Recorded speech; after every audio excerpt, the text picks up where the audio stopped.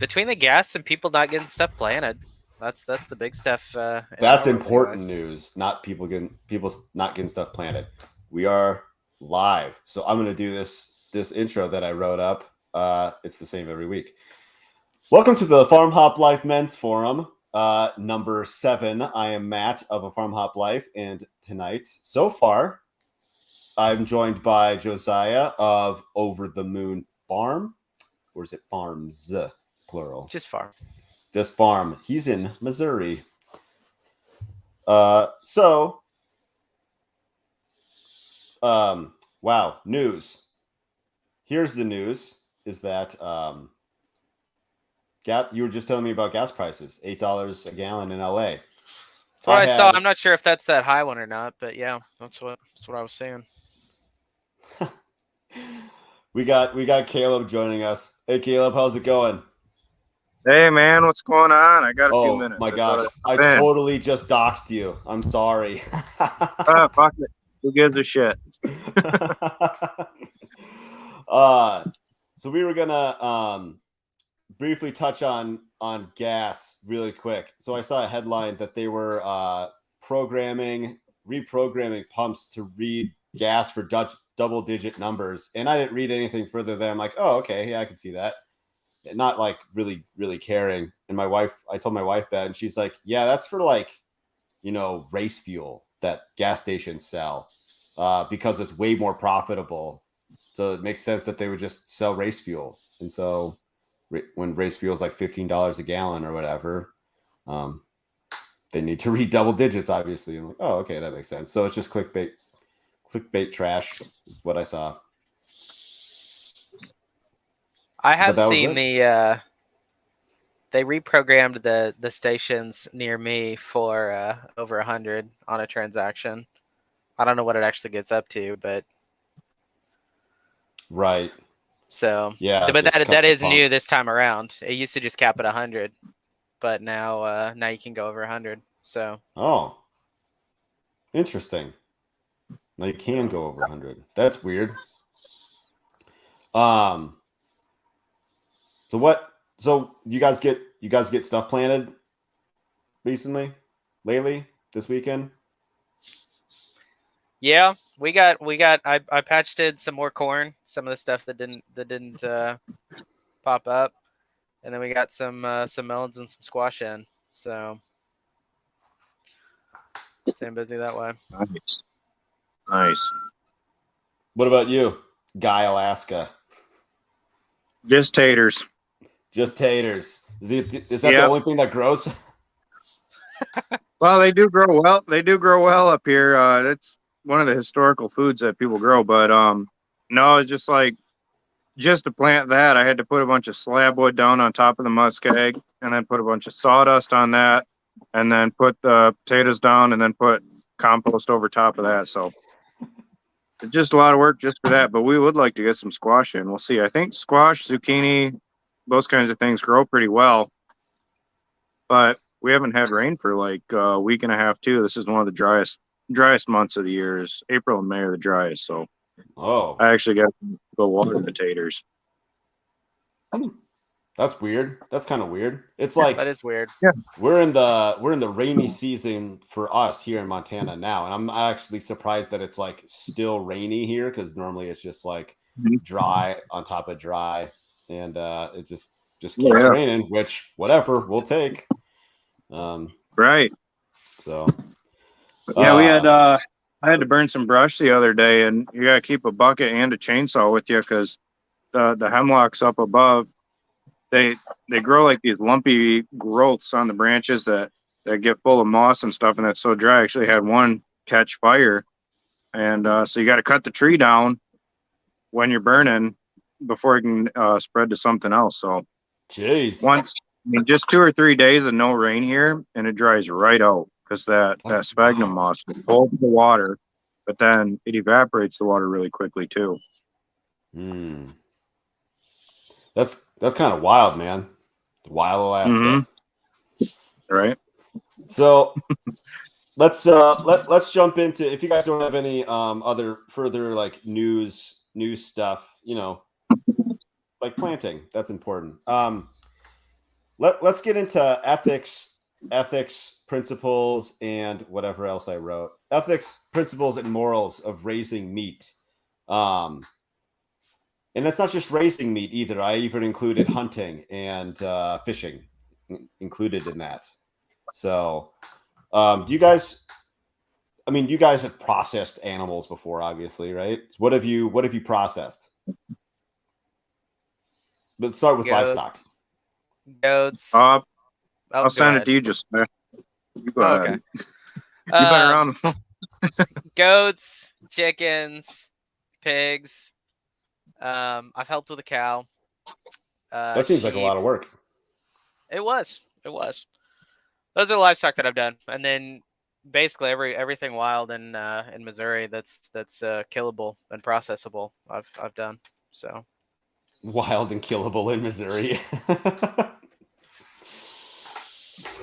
You ever eaten homeless man? What about you, Guy? Oh yeah, just about. Well, when I was in Michigan, whatever, it was wild and killable there too. I mean, I didn't need I mean, I've skinned almost everything, but I haven't eaten almost everything. But yeah, eating woodchuck, porcupine, all that. Those are all, I think, overlooked meats that are really fine meats, to be honest. Yeah, goats, sheep, cow once, that sort of thing. Deer, plenty of deer. Yeah, I'm not above eating a porcupine or a woodchuck. I'll tell you what, they're very good. Woodchuck good as slow cooked. Porcupine's good in a stew. Good to know. Can you use the quills on a porcupine for like skewers and? No. Oh. No, I mean you can save them for. I mean, people do quill work, which is similar to bead work. You know, they'll dye the quills and weave little baskets, things like that. I didn't know that. Now I'll have to look that up. I'll have to look that up later. Yeah, it's pretty. The good way. We're big on that. Still are. I don't have as much processing experience as you guys. Just like, you know, I've been hunting since like 12 or 13. So like help other people process their stuff. Did 25 meat birds last year. But that's kind of like the extent of like I've never. Oh, I did turkey once. Lot of more work than a chicken just because of the size, but it's easier to get your hand in there to clean them out. But have yet. I think I'm gonna try really hard to get an elk this year.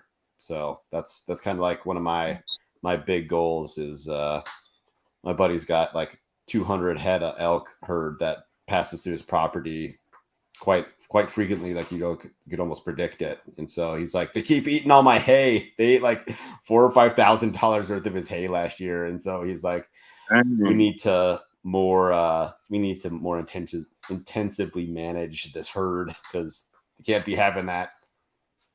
Do you guys, when you do take, let's start with hunting. Obviously one kill shot would be better, but why what do you feel about that? Like why do you feel like it's best to only take one shot?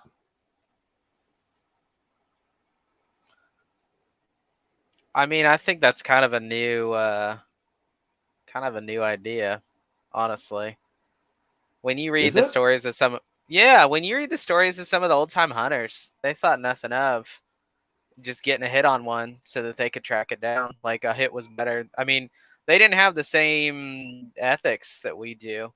That's interesting. Okay. Even when sport hunting, kind of came back, not that long ago in America, it wasn't unheard of for people to just get a hit so they get another hit, kind of a thing. So it's kind of new, honestly, to want that one shot. I don't know. Like for me, I don't like to see the suffering. Same. But at the same time, when you see a wild animal get torn apart, see a deer get torn apart, alive or whatever, going out and finding a chicken that's been ripped apart and is getting eaten alive. Like that stuff happens in the wild. I'm not saying that we shouldn't try and rise above that, but at the same time, like I go for a one-shot kill partially because I'm on a small piece of private and I don't want the animal to run. More than I guess from an ethics standpoint, wild animals die horrible deaths. If I can do better than that, then great. But if not, I'll do my best. But I don't know necessarily that there's anything ethically against taking 2 shots or 3 or 5. I mean, it makes you look like a bad hunter these days. But other than that, I don't know that there's ethically anything wrong with it. Yeah, I suppose if you Yeah.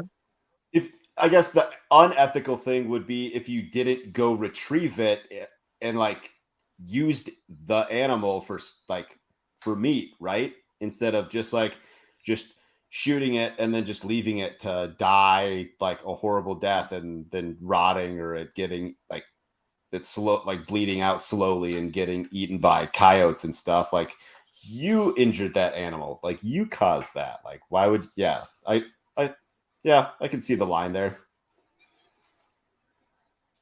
Yeah, I think too. As far as ethics go, when it comes to killing an animal, I think there really ought to be a different standard between livestock and wild animals. And the reason is because livestock are under your care. If I keep them in a pen, if I don't water them, they die. If I don't feed them, they die. If I don't, protect them from predators, excluding myself, they die. And if you look in the wild,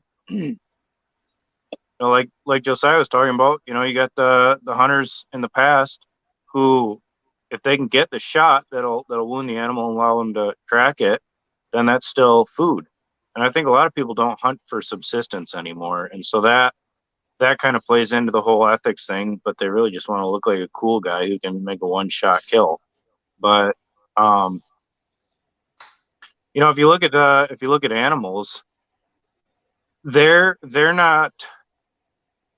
You talked about making sure that you track down your kill. But if you look at animals, they're not considering ethics when they go out to kill. So if I go out to kill a deer and I fire one shot and let's say I hit the deer, I hit it in a non-vital area. I know that, I shot it in the flank, and there's a good chance that it's going to get far, far, far away, maybe up a mountain and crawl down into a hole where I'll never find it. Well, I've wasted a bullet and I've wasted a shot. I've also wasted all my time hiking up that mountain to find a deer.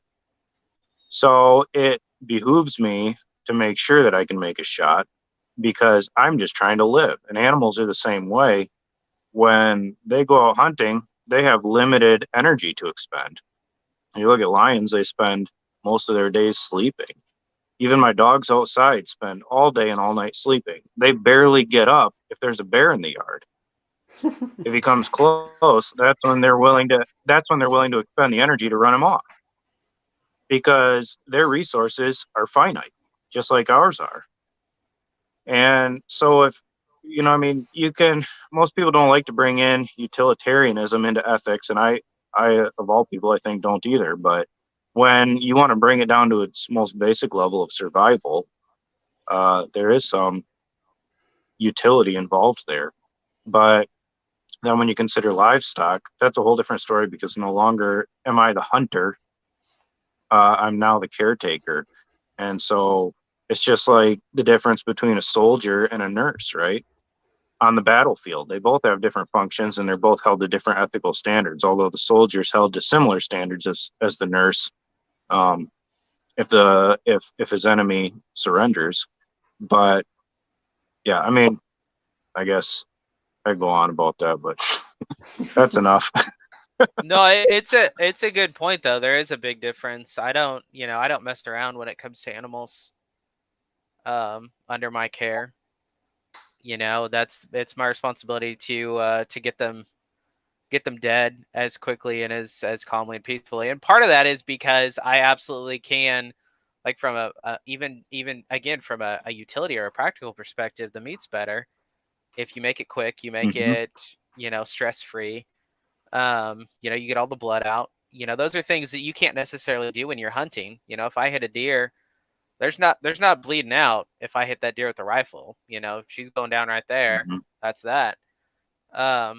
It's a funny story, but when I was early 20s, me and some friends went out into the woods. It was January, with no food. The goal was to go out there and get some small game and cook it. And we hadn't seen anything all day. And I saw this squirrel, and he was booking it. And I don't usually take running shots. I've got a 22. But man, I shot that squirrel. I shot at that squirrel, and then the squirrel 4 or 5 times, which is a lot for me. And I ended up, I think I hit 3 of those times, but I finally killed it, and I had something to eat. My friends did not. And it's a silly story because ultimately I wasn't going to starve to death. You hit a squirrel 3 times with the 22? Yeah, well, I was running. I was kind of desperate. Holy smokes. That's a tough squirrel too. And it's a silly story because I wasn't going to starve. But at the end of the day, that's the kind of thing that hunters, 200 years ago, they would have, had they been able to shoot more than once, they would have taken whatever they could have gotten. Like if that animal, if all that was presented itself was a running shot, and they were going to starve, that was the difference between eating and not eating. They were going to take a running shot, and they weren't going to worry where it hit. It was going to leave a blood trail, and they could reload and go for round 2. So from a hunting standpoint, I don't. Livestock is different though. I absolutely make sure that I'm trying my best to make a peaceful and stress-free death. That's kind of what I was thinking when you were mentioning about the the one-shot kill is only like recent Americana, like as far as like hunting ethics, because like of what you just said, they're gonna starve if they don't get this, and so they're gonna take what they can get, even if it's a dirty shot. And then as far as like processing animals, with it being totally different, that makes sense. Like when I did my 25 meepers last year, I think like normies would ask me like, "Oh, did you cut the head off and let the chicken run around without a head on?" And I said, I thought about it, but I didn't. Like, honestly, I've never seen that before. And so like, I'm kind of curious what that looks like, but I couldn't, like, it wasn't worth it to me to just lop a chicken's head off just to see it run around like that. I think I'd be sad. I think that would make me sad more than like, oh, then to satisfy that curiosity, you know what I mean? Like, just like, I'll just leave it in the killing cone. It's fine there. Like it thrashes around for a second and then it's over. And then then the real work starts. So I've done chickens a bunch of different ways. Prior to even really knowing about a kill cone, it was the axe or a machete and a block. Sure. They do thrash around occasionally. They do run around. It doesn't really change what happened. The chicken's dead. It just doesn't know it yet. So I think from doing it solely to satisfy your curiosity, I get that that's a little morbid. But doing it because that's a way to kill the animal, I don't think it changes anything. The chicken's dead. Like if you don't have a killing cone. Yeah, I mean it didn't. It's dead. It doesn't. Whether it dies in an upside down in a killing cone or dies with its head lopped off, the end effect for it, it's dead, and it's quick either way. So yeah, it does make less of a mess in a killing cone though, and they bleed out better. And all that blood goes right into a trough if you want it to. It's not just sprayed everywhere. And one time when the one time I did do turkeys, we tried we'd like grab them and put them in an old t-shirt to try to to try to keep their wings from like just beating the crap out of themselves, like when you'd take their head off with an axe to like not bruise the meat. And then all that happened was that the turkeys ended up like their wings would still flap like crazy. I mean, they're crazy strong. and like their wings ended up popping out of the t-shirt anyways. And so it was just ridiculous. You got this headless turkey wearing a t-shirt. We tried. Huh. What are you gonna do? Yeah, my learning moment. Yeah, learning moment. Taking life is never a pretty thing. I mean, if it is pretty and innocuous, I think you have a bigger problem, because then I think that takes away. I mean, you look at those suicide pods, right?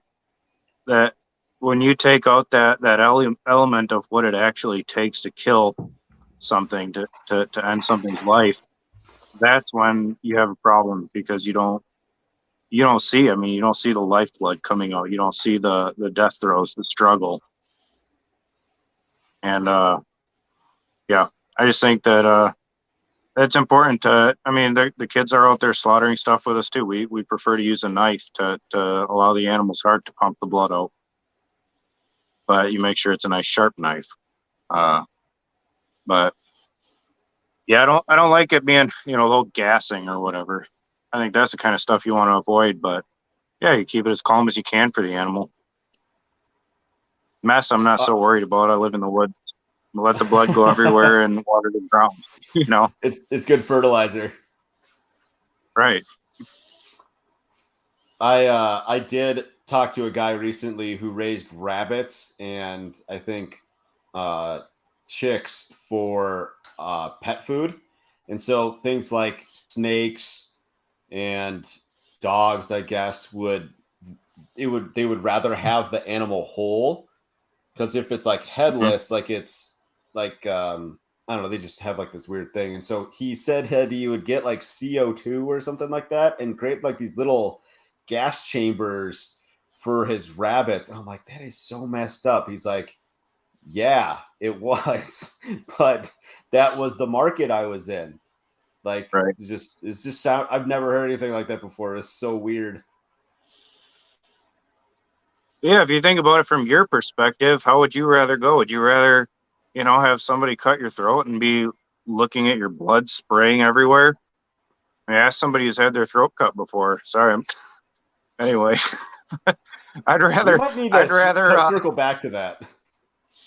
Yeah, I'd rather be gassed. But at the same time, with an animal, we're making it for food. But yeah, for animals, the food is going to be different. I did the same thing when I raised quail. I think probably at least 50% of my market was for pet food, and primarily for food for raptors, for falconers. Sure. And anytime I had an order for that, I'd go catch the birds. I'd smack them on the back of the head with a pair of pliers, and that was that. And in the bucket they'd go. But if I was preparing for humans, for our consumption, it'd be different. You cut the head off, let the blood get out, and it's such a small animal that just removing the head completely, the blood will still get out just fine. But yeah, I mean, at the end of the day, whether pliers to the back of the head or just cutting the head off with a knife, that's still a lot quicker than a snake or a cat or a hawk is going to do for that animal. And so at that point, you just really have to ask, like, what is ethics when it comes to killing? I think that as long as you're not being sadistic in it, and you're working towards making it, I guess, an efficient kill. I don't know. I'm not an animal. I can't think like an animal. Yeah, I mean, I saw when I watch my dog kill coons a fair amount, and it takes him a while, and it's never pleasant and it's never fun.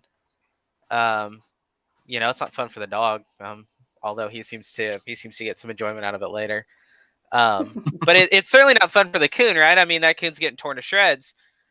So I think when the ethics kind of goes out the window there. But I think going back to what you were talking about with the disconnect, you want to have your, I think experiencing that, it puts the ownership of the ethics on the person as opposed to just slapping something broadly on the whole, whether it's livestock or hunting. It's what the person's willing to handle when it comes to how they put an animal down.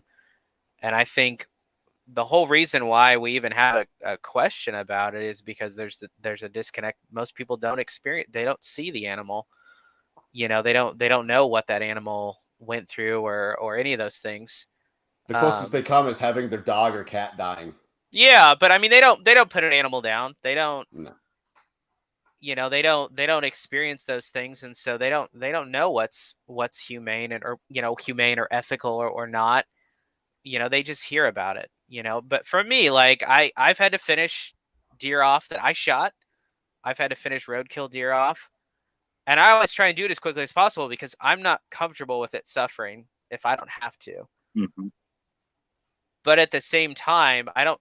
That's me. That's my. I don't know that there's like some universal ethical thing. If I'm going to eat the animal, that's it for me. You know, at the end of the day, I'm going to do the best I can, but it is what it is.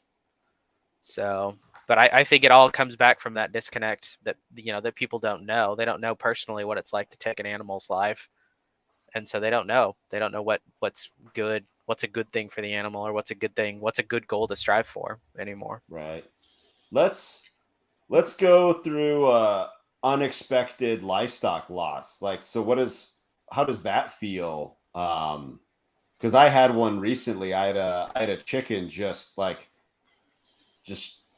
unexpectedly die. Didn't like nothing happened to it. Like it wasn't attacked. I went and locked up. We can talk about this a little bit later too. Like, free range versus like keeping your animals secure in like a coop or whatever. I'm like, 16. What the heck? Where's the other one? And so I like looked around. There was like only one other place it could have been, and that's where. What the heck is going on here? We got 2 Caleb's. There we go. That was weird. Yeah, that was weird. I'll be right back.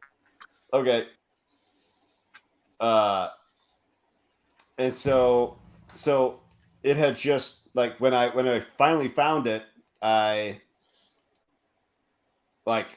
could still kind of move its feet, could kind of move its wing. So like the chicken hadn't been dead for long, that if it's still slightly movable, but like I was just like racking my brain. I'm like, what could have possibly happened to this thing? Because it's maybe 2 years old.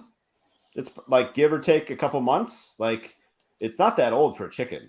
And so you're just like, now what do I have to do to make sure that the other ones make it? Like what happened to this one that could possibly happen to all these others? Like then you kind of feel like a failure as I guess whatever they like, a chicken farmer, I guess. I don't know what you call it. A homesteader, a real homesteader, Josiah. That's right. So I don't know, those types of things, like the losses. Like you could have 100 successes, right? Like, oh, they made them all 100 made it to the freezer, but then this one, like, it really like sticks with you. Like, having chicks die early, and sometimes that stuff's completely out of control, predators, but sometimes that's preventable. So no, I mean we had a doeling. I forgot to turn on the electric netting, and she stuck her head through it and panicked and strangled herself. And you do again. It comes back to from a from an ethical standpoint. She's doeling. She's worth a lot more to me than a buck. I would not have beat myself up as much had it been a buck. Take that for what it will, but that doeling would have given me a buck, and they're worth 2-3 times more cash wise. But it really sucks because I was unable to take care of the animal in a way that that let it fulfill the whole reason I owned it. So that's not an experience that you want. And we've had chickens drop over, and we've had raccoon incursions in the chicken house, and some of that was failure on my part. Maybe not the house wasn't quite tight enough, or with the doeling, the electric fence wasn't on, so it didn't shock her. But it's never a good thing, and from that standpoint, it's a failure on my part to care for the animal in a way that Guy Alaska was talking. When you raise the animal, their care and feeding is on you, and so any death that you could have prevented, it does weigh. It does weigh on me. My failure to press a button on the fence charger killed an animal. So that's never a good thing. At the end of the day, it's an animal. I didn't kill anybody. So it's not gonna weigh on my conscience forever. But I make sure that fence is turned on every morning. So you know that's not great, but it is what it is. What about you, Guy? Unexpected losses? Oh yeah, plenty of. I mean, even since getting up here, we've had the winter was especially tough. I think when we first got up here, I was so busy trying to build a house and everything that our dogs, one we bought to be a stud was his sire was from Turkmenistan, and his dam was from what I would consider to be our country's top breeder of the breed, and we were hoping. And every day, my son told me that he's not eating today, and so I went down and looked at him. He was skeletal, and and so I had to take him out that day down, and that was rough. That was, pardon the pun, rough dogs. Anyway, Hey, Guy, your audio is pretty. Yeah, pretty he was a great choppy. dog. Yeah, I don't know. Booster's still running. I'll just truck on, I guess. But anyway, he was a great dog. Came from great stock, and he got a big case of whipworm, and I'd relied on my son to take care of the dogs instead of making sure that I was just doing my rounds and checking them daily. And at the end of the day, he's an 11-year-old. You can't fully rely on them. They still, you can explain to them why animals need to be looked over day after day, they're blue in the face, but they're just not going to understand. And that was a tough one. And I think we lost two does over the winter. We bought 4 goats, 3 does and 1 buck, knowing that we didn't really have an adequate way to feed them, but they're so hard to get out here that it was still worth the chance. And we had 2 does, I think, start this winter. When we were out there day after day trying to bring them out, but all we had to hold to feed them. Until we had money to buy some hay. But we're in good shape now. They're all we picked up some more from a friend on a neighboring island, and all our goats day after day, berries and fern, fiddleheads, and all kinds of stuff. So berry bushes, I should say. Berries aren't found yet, but yeah, stuck lost. And dogs, I can. Hey, Guy, could you try turning off your video? Maybe that'll help with the audio issues. Yeah. Yeah, let's try that. Can you hear now? Maybe. Yep, that's pretty clear, actually. Okay, cool. Yeah, so I was saying, I consider dogs livestock too, because even though they're, we have relationships with all our animals, including our goats. I'll pet them, call them by name, go love on them, and then the next day eat them if that's it's time for it. So, right. Yeah, like people have like relationships with their pigs that they'll call them, they're like pigs are like dogs, like what I've heard. Come up to you, want pets and scratches, and then go to freezer camp someday. Like that's just how it goes with pigs. And probably other animals too. Depends on the breed, species, all that stuff. So in terms of ethics, like there's a lot of people that I will only free range our animals. Like, my chickens free range, my sheep whatever, name the animal, only free range. I could probably do that here. There's lots of predators. Like a couple months ago, I saw a fox for the first time. I know we got raccoons around here, birds of prey, like quarter mile to an eagle's nest from my house. I mean, take your pick. Mountain lions coming around here, coyotes. I mean, that's probably just like, nothing compared to the predators that you got, Guy. But I keep my chickens in like a double, like I call it a double locked, like a double locked coop. Like I've got a layer of fencing, and then I have chicken wire on top of that, stapled on the inside of the coop, just to make sure nothing's getting in. Hardware cloth buried a foot under, like in the perimeter, so like nothing tries to bury under the coop, just to make sure that they're safe and that I'm not going to have those losses. And when I do let them out of the coop, they're just in a chicken run. There's lots to scratch and peck at. Like I could probably do chicken tractors, but then that's just more work of moving them. So maybe someday I'd switch it up and do chicken tractors instead of a coop. But I don't know. I built the coop. It's here. It works. I had bad luck with the chicken tractor, so I'm not a huge fan of them, at least in my use case. How so? I had a raccoon dig under it in one night, and kill most of the meat birds. So not something I'm interested in doing. It may be a different story. So that was at my parents' house.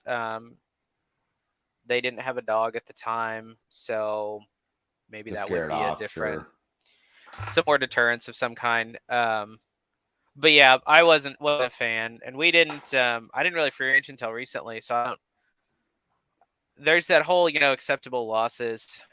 We just lost our first bird. I don't actually know what happened. Free ranging. I don't know what happened to her. So I don't keep strict count of the birds. So it was more, I just stumbled upon what remained of the carcass. I think for me at the end of the day, it's about the animals fulfilling their purpose for me.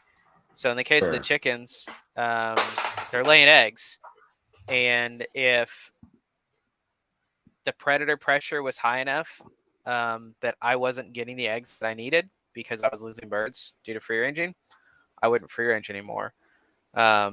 Whether from an ethical standpoint, they have a better life. They absolutely have a better life free ranging. They can eat whatever the heck they want. They look better. Although admittedly their run was pretty borderline on having enough space. It was a big run though. I mean, we just had a lot of birds. I think they do better. Feed cost is way down. I don't feed them near as much. So all those things are big deals for me. But at the end of the day, if they're not laying the eggs that I need them to lay, then they're not doing what I have them for. In which case, I'm gonna go back to putting them in a pen, and thus far that hasn't happened, and that's a good thing. They're a lot cheaper, which is another big one for me. But the pigs, when we ran pigs, I didn't have a huge area for them. We had two little doelings, but they were the first real big livestock foray for us, and we didn't have a big area. And in hindsight, I wish I'd probably had a little bit bigger of an area for them, but at the same time, they fulfilled the purpose that we bought them for, which was to fill the freezer. They got to live as a pig. They weren't on concrete or anything like that. It wasn't not a concentrated animal feeding operation or whatever. But from a they're not pastured pig. They weren't raised to some of the standards that some folks have. But they fulfilled my standard, which was feed my family, which is the most important thing from an ethical standpoint for me. So, yeah, You just give them the best life that you can. Yeah. You know, safely. Give them proper nutrition. I know a lot of people don't give a crap what they feed their chickens, but like if you're eating those eggs and or eating that chicken that's going in your body, that's kind of messed up. And also if you're feeding your animals junk, how ethical is that? A lot of people. I talked to a farmer last year who he's like, honestly, I don't know if it really matters what you feed a pig. You could feed a pig garbage, and I think the meat would taste the same. It's really all about the happiness of the animal. And I was like, I don't know if I believe that. I mean, that sounds insane. I wish Guy was on here still, because he might have some insight into that. But I've never eaten to compare, but from what I understand, if you've got a black bear eating trash or rotting fish or whatever, and versus a bear eating berries, there's a distinct taste difference. Oh, Like I sure. said, I have no personal experience with that. The only bear I've eaten was eating donuts out of a barrel, apparently every day. They baited him in. So, anyways, I would question that. I think I would want a diet for the pig similar to my own. I'm not above drinking some Prime Mountain rib. Dew and eating some crap from time to time, but Sure. if that's all they're eating, yeah, I would question the health of the pig. Oh, I'd yeah. How would you question, not? That's insane that yeah, you would like. well, and the nutrition value in the pig. But I touched on it last week when Long Story was on with regards to what I fed the pigs once a week. They got the leftovers from this these company kitchen expired food.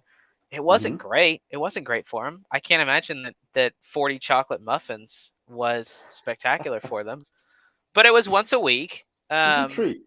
Yeah, so I mean, there's balance there, but again, from an ethics standpoint, it was a way to cut my feed costs and fulfill their purpose for me, which was feeding me. And the bacon didn't taste like chocolate, so it must not have been enough Dang. chocolate muffins, right? But again, I mean, from a we took care of those pigs, and we fed them reasonable food, and we ate them, and that's what we had them for. So I think, again, you can get wrapped up in it, and I think better to trend on the side of taking good care of the animal. I mean, anything's better than a CAFO, I think, in my book. Like, if I can give them a better life than that, then I'm doing better. Like, there's what I have under my control, and if I can do pigs in a better way than that, if I can do chickens in a better way than that, I'm doing pretty good. I'll continue to level up, but I'm not going to let this ideal way out there in the sky stop me from raising pigs or raising chickens, whatever way is efficient for me and effective. Right. Don't let perfect be the enemy of the good. Yeah. I mean, like them eating. If your baseline is grocery store meat, if you can be 1% better than that, like, okay, like that is better, I guess, than grocery store meat, and just improve more as you go, like refine your methods and quality life for your animal. If I mean, which should matter to you. I think if you're raising animals, I mean, if you have no connection to the life on your property, then what are you doing? I mean, I think quality of life is a big deal, but I think, again, you can bring it back to just practical.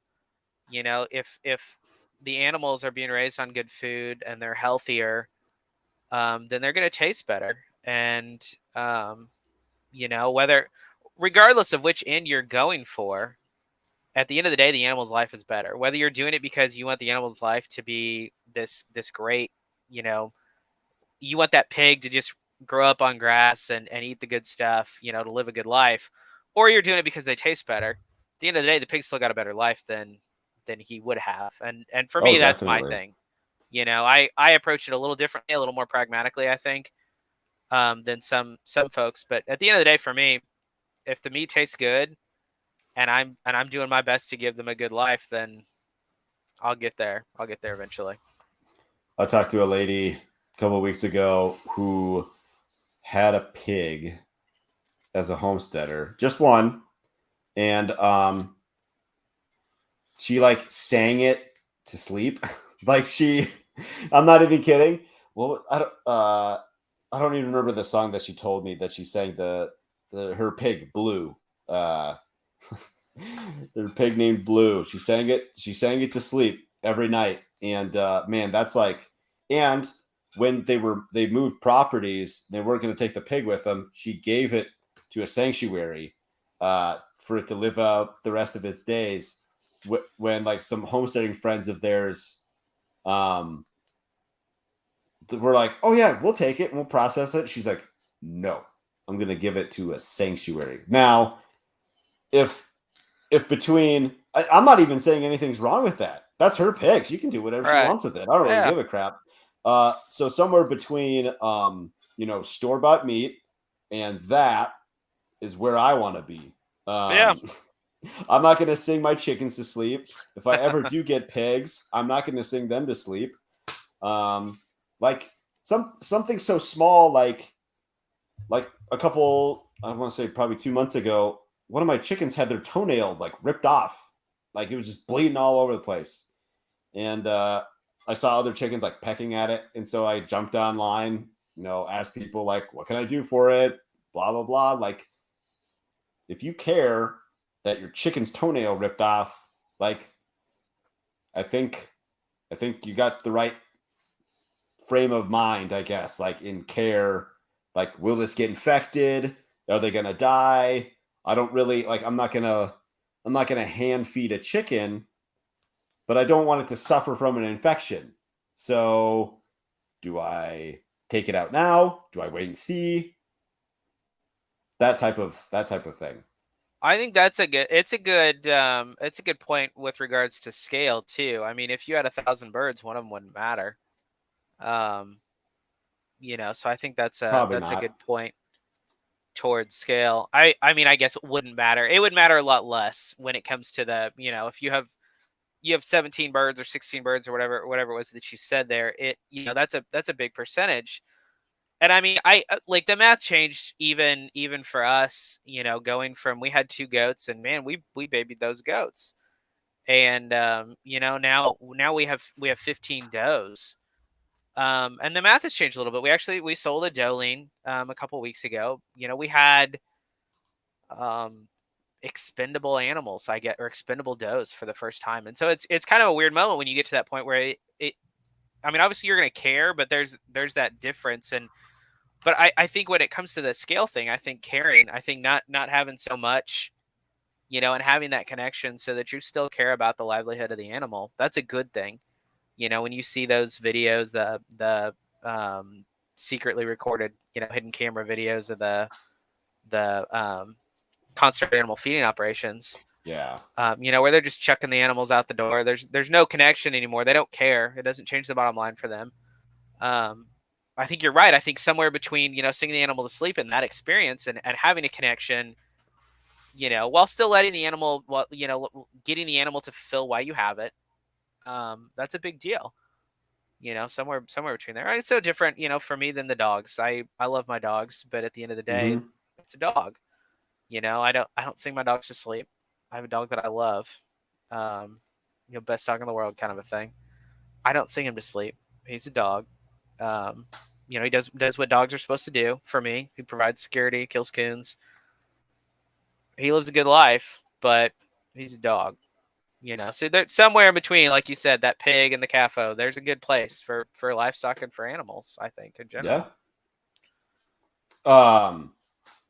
There was something I thought about, and then we'll go through a couple of Dylan's notes really quick. Do you know Steven Ranella of Meat Eater and the Meat Eater show and podcast and all that? I was watching a talk with him, and this guy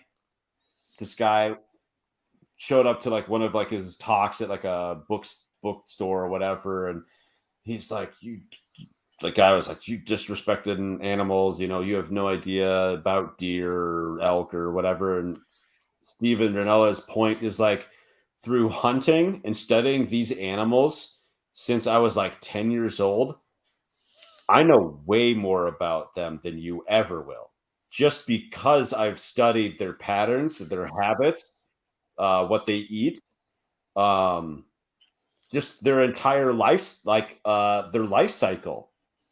I'm that through hunting, I can, like, I have that knowledge about them, and through knowledge and understanding probably comes like compassion and like some level of empathy. It's kind of like how traveling, oh man, like traveling helps you understand other cultures type of thing, where you can't be that much of like a racist or a bigot if you go travel the world, right? I mean, experiencing all these other cultures and stuff. I mean, it's like yeah, just that, like, when I saw that clip of Steven Ranella, I was like, that's a really good point.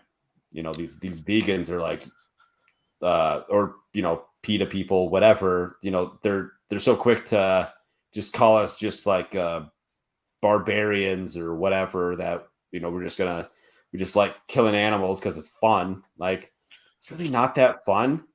But we give it a good life, and it's just, it doesn't even have a bad day. It has that bad couple of minutes, and then Yeah. it's over. We're like, these animals aren't living long enough to get cancer and die slowly. Yeah, I mean, we do give them a better life in that regard for sure. And I think, I love that clip of Steven Ranella. Actually, I showed a coworker that I had a discussion about veganism with. I love that clip. It's a good one. But I think for me, with deer hunting's a good example here. I care about the habitat that I have, and I care about the deer numbers, and I want the deer herd to be healthy because I want to continue to hunt, and I want my kids to be able to hunt, and so I care. So I don't kill deer indiscriminately, and I care about the population, and I don't kill deer if they've had a rough year or if I'm not seeing a lot. And it's no different than these goats. These goats provide me a purpose and a reason, and so I'm going to take as good of care of them as I can, because they are important to me, and they're not just important to me because it's a goat. They're important to me because it's how my kids get milk, and that's something that like in that clip with Steven Ranella. They're people that, when the animal doesn't have a purpose for them, when the animal doesn't have a reason for being, it matters less to the person. They don't understand the animal as well, or the efforts that we do to take good care of them, and to to give them a good life, because I have a vested interest in the animal's livelihood that they don't have. And then think about the deer itself. Like, that deer gets to be a deer. Like, it doesn't have, like, it's not contained in any way. Like, it jumps fences all the time. Just gets free range, and then one day, its life ends and ends up. Yeah.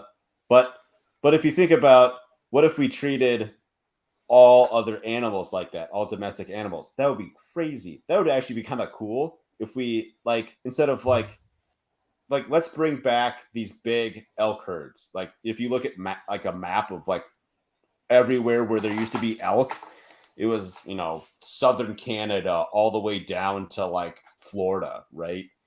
It was just throughout the entire throughout the entire United States had elk on it, like, and bison, and like all these other things. What if we just had goats and stuff just running around? But like, the way we, like, society lives, that's not practical. You, like, which is a whole different discussion. Maybe have a topic for next week there. Maybe like, what if we just let all the animals free range? That would be crazy. Our society would look a lot different that way. But I mean, that would be kind of cool to just like have these massive populations, healthy populations.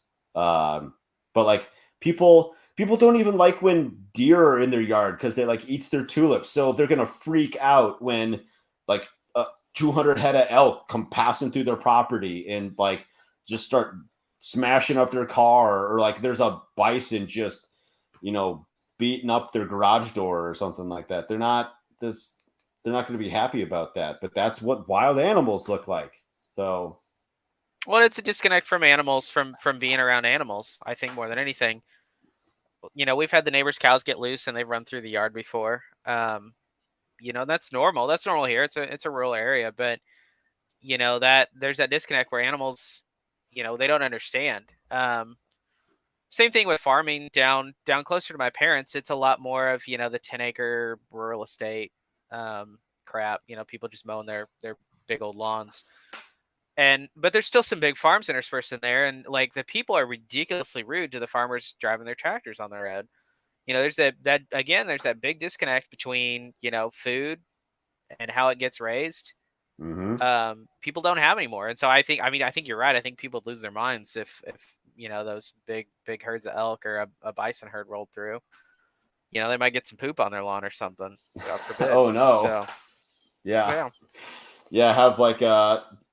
Have like wild cattle come make a comeback, and like these just giant herds are just covering the streets in just manure and whatnot. So yeah, the idea is funny to me, and to be kind of like, it'd just be kind of crazy that we would need such a massive shift to allow nature to kind of reclaim what's theirs. But yeah, Dylan's notes. Everyone, he's got a couple of things here that it kind of would help if he were here to explain what he means by this. Yeah, what a slacker. I know. It's gone 2 days. There are 2 weeks in a row. Oh, someone's like, anonymous Kiwi. I don't even know what that means. Everyone should either raise or know someone that raises meat. My dad told me this years ago, that meat would be scarce in 50 years. I guess tying it into like ethics and principles, you can, like, I think now more than ever, you can get picky with where you get your meat from. Like, I don't like how they raise their animals, so I'm gonna try this other place and I'm gonna grill them on questions like, how do you, like, I did that with my raw milk producer last week. I was like, hey, so what's your process here? Like, blah blah blah blah blah blah blah. Because like formula shortage, there's ways to make raw milk into safe baby formula, that type of thing. And so I was kind of like asking for future reference, like, if I need to make baby formula, is this a good source to have, or do I need to look harder? No, I mean, his notes are good. I don't, from a consumption standpoint, I don't necessarily know that knowing the person that you buy it from, but I think having that connection, I think whether it be that you've killed an animal for yourself, so you have a better understanding of what it takes to produce the meat that you're eating. But I will say, I mean, I think we've talked before with the supply chain issues. I think it would behoove everybody to have a little bit closer connection with some of their food, just from a standpoint of being able to get it at some point. I don't know about meat scarcity, but from a long-term perspective. But I mean, we saw meat scarcity from a short-term perspective, so it did happen. And there were people that couldn't buy eggs, but they bought eggs from us because they knew us. So there is a lot of good reasons to have that connection and to know, people, people don't care about food. I just talked about that, but people don't care about food anymore. It's easy to get. It's always in the grocery store, so they don't put the thought into where it comes from or how it died or how it was raised, and it probably needs to be something that more people are aware of and thinking about. Yeah. Maybe next week we could talk about, is meat actually under attack? Like meat producers under attack. The Impossible Burger, Beyond Burger, trying to get you to eat soy-based trash. Could be a good topic for, like, is there It'd be something to talk about. Like I'm gonna try not to make this my conspiracy podcast 2.0. I'm not gonna go there. But anyways, but yeah, you got anything else you want to wrap up on? I got nothing, man. Sweet. So who are you? Again, where can people find you and see your carefully curated tweets that are gold in every... Oh, I'm not sure about any of that, but post, yes. Josiah Young, Inventive15 on Twitter. That's where you can find my apparently gold tweets. So you post some good stuff. Yeah, you had some pictures of your kids recently, so helping out. That's right, helping inflate that pool. So that's right, yeah. Yeah. And I am Derosier of Farm Hop Life. You can find me almost everywhere. You can start at FarmHopLife.com. And we'll figure out a topic for next week. So appreciate everyone listening. See you later.